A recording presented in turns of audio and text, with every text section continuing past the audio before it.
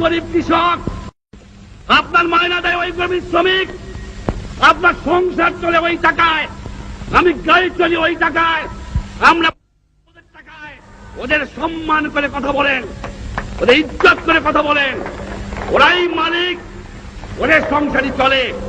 এ বেটা কোত্থেকে আসলি? সরকারি কর্মচারীকে বলবো মনে রেখো, এ স্বাধীন দেশ ব্রিটিশ কলোনি নয়, পাকিস্তানি কলোনি নয়। যে লোককে দেখবা তার চেহারাটা মতো বাবার মতো, তোমার ভাইয়ের মতো, ওর পরিশ্রমের পয়সা ওরাই হবে সম্মান বেশি পাবে, কারণ ওরা নিজে কামাই করে খায়, আর তোমরা কাজ করিয়া। একটা কথা জিজ্ঞাসা করি আপনাদের কাছে, মনে করবেন না কিছু, আমাদের কাছে জিজ্ঞাসা করি, আপনাদের বলবো কেন, আমি তো আপনাদের একজন। আমাদের লেখাপড়া শিখাইছে কেনা? আমার বাপ মা, আমরা মনে করি বাপ মা। আমাদের লেখাপড়া শিখাইছে কে? আমার আজ ডাক্তারি পাস করায় কে?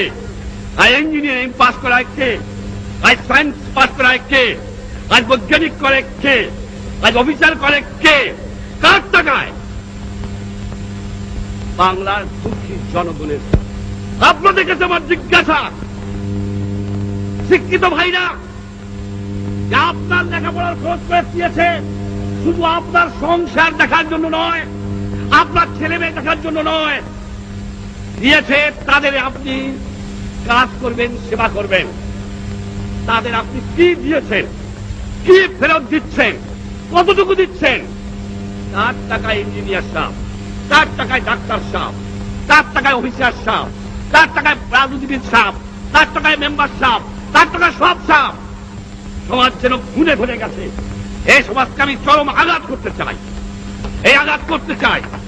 যে আঘাত করেছিলাম পাকিস্তানিদের, সে আঘাত করতে চাই এই ঘুরে ধরা সমাজ ব্যবস্থা।